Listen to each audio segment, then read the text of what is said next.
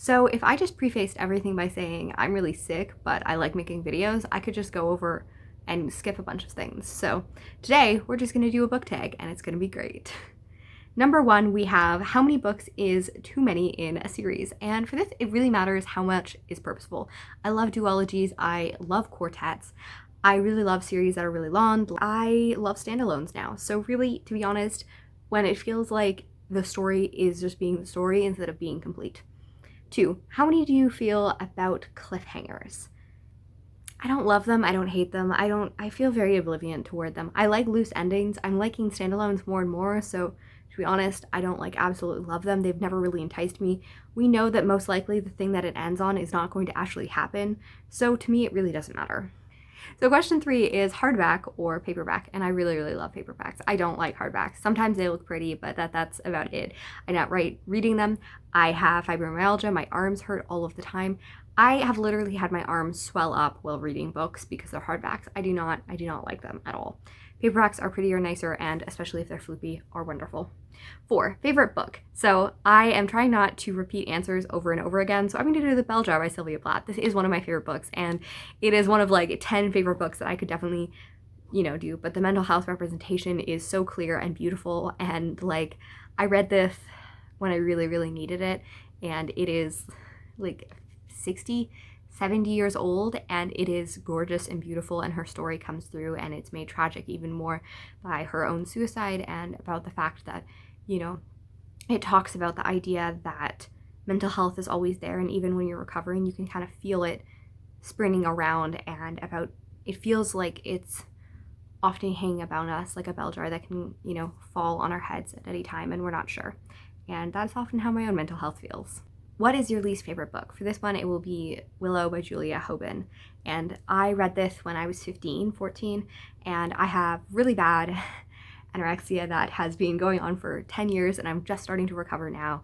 And I cut a lot when I was a teenager as well. And this is supposed to be dealing with cutting, and I was hoping to read it and feel like heard and seen. And it has just a lot of weird stuff in it that it tries to like mythologize and romanticize, and like I'm a lover to the blades and all of that. And like maybe people feel that way.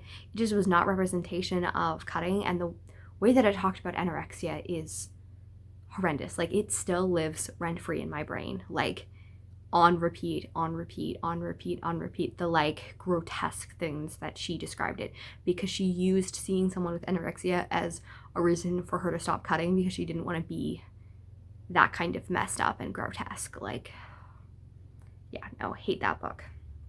Love triangles.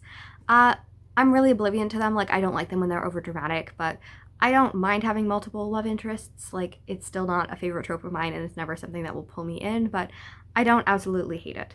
Number 7, most recent DNF, and this would be Queenie. I might still come back to it, but it begins with a miscarriage, and that's something that's very sensitive for me.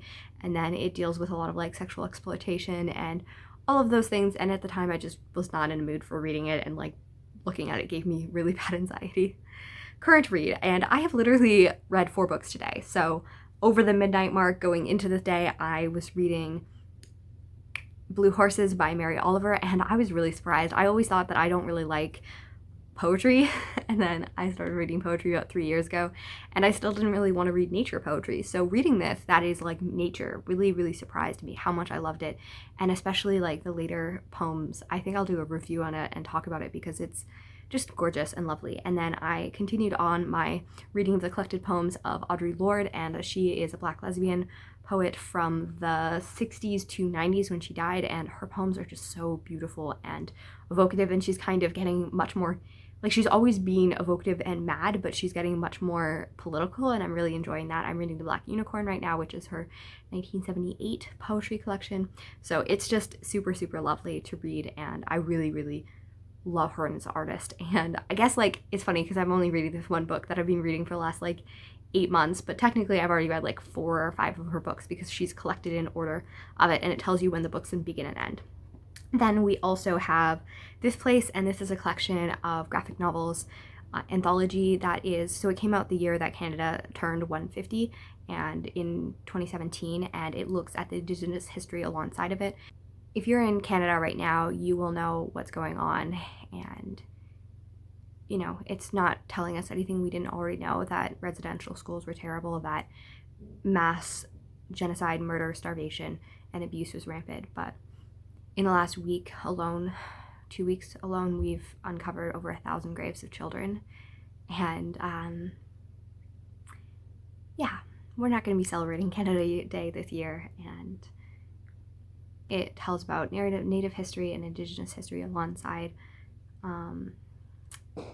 the colonial history we've been taught so long. And I'm actually, it's not a book that I think I absolutely love, just because I think that it's written a little bit to all ages for me. But I think that it's still an important book.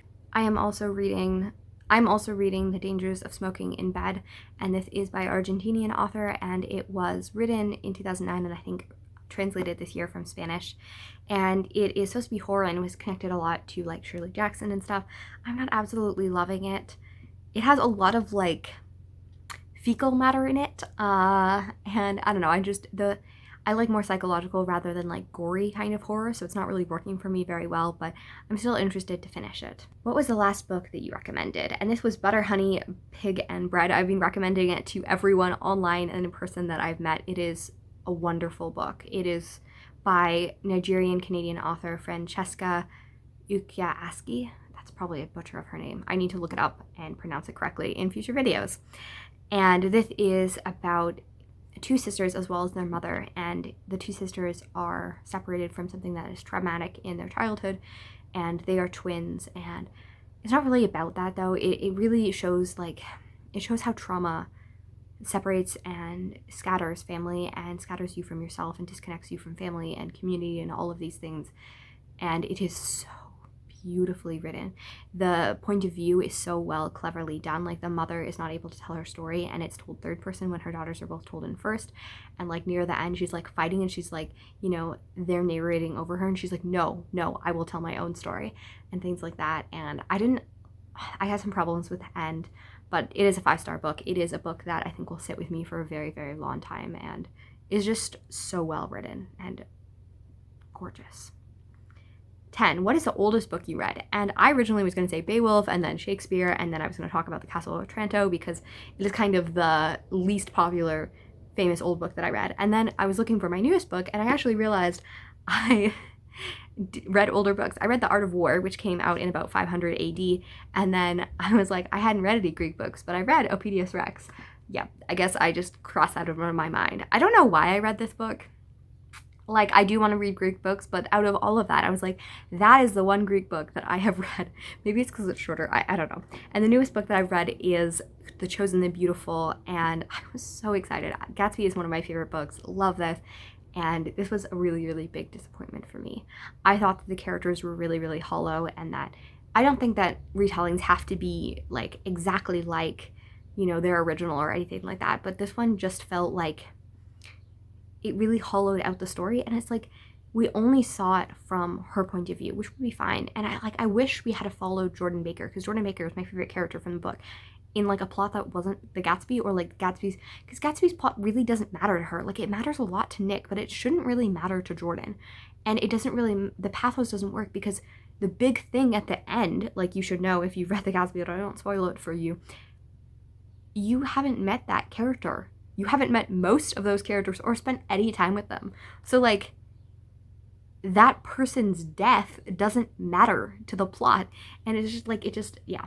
And I would have loved to see, like, a queer Vietnamese socialite who was adopted in her story like that. I just don't think that putting it in the story of Jordan Baker, or putting it in the Jordan Baker during the time of Gatsby, worked well. Just because, and, like, the way that, you know, she'd be speaking and, like, we'd have original dialogue and her inner voice just didn't work together, and like so many of these things just didn't work, and like I wanted to love it. I really, really wanted to love it, and I just didn't at all. Who is my favorite author? I think that it has to go to Lucy Maud Montgomery. I love many, many authors, but she is the author that I consistently feel at home in, and I consistently feel seen and loved, and I don't know, she helped me through a grief. She's been dead for many years. But one of her books helped me through my friend dying last July, and whenever I read her books, I just feel, seen is the wrong word, but I don't know, I just feel home, and it comforts me, and empowers me and all of those things. And I just adore her books so much. And I'm excited to slowly read them so that I'll always have a little bit more. Do you prefer to buy or borrow books? And this is definitely borrow. I definitely borrow like 99% of my books. It's funny because I actually read much more of my borrowed books and like library books a lot. And I have a lot of books on my shelves that are unread. Which is silly. I buy all of my books from thrift stores and I love them because I love illustrating them. Like I read that Mary Oliver book and I was so sad I couldn't illustrate it and annotate it because of the fact that it wasn't my own. But most of the time I like borrowing books a lot. I don't like spending money on books. I don't like spending money at all. So, and books are expensive. A book that everyone loves that you dislike. The Chosen Beautiful could go on this, but I'm not sure if this will be as popular after everyone reads it or not.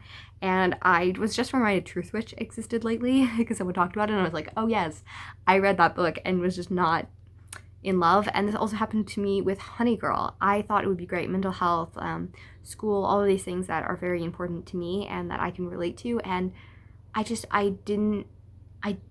think that I can't, like, I'm already forgetting my critiques because I'm already forgetting this book. Bookmarks or dog ears? Like neither. I just kind of put whatever I found, lots of pens, lots of things. I damaged a library book yesterday because I turned it upside down. Oops. A book you can always reread. This is The Princess Bride, and I've told the story many, many times, but I've never finished The Princess Bride, and I don't know if I ever will, because every time I pick it up, I begin at the beginning, or I open to a random spot, and I read until I read, and then whenever that sitting is over, I close it, and I pick it up next time, whenever, in a different place. And I love it. So I know the end of the story, so I don't actually have to finish it.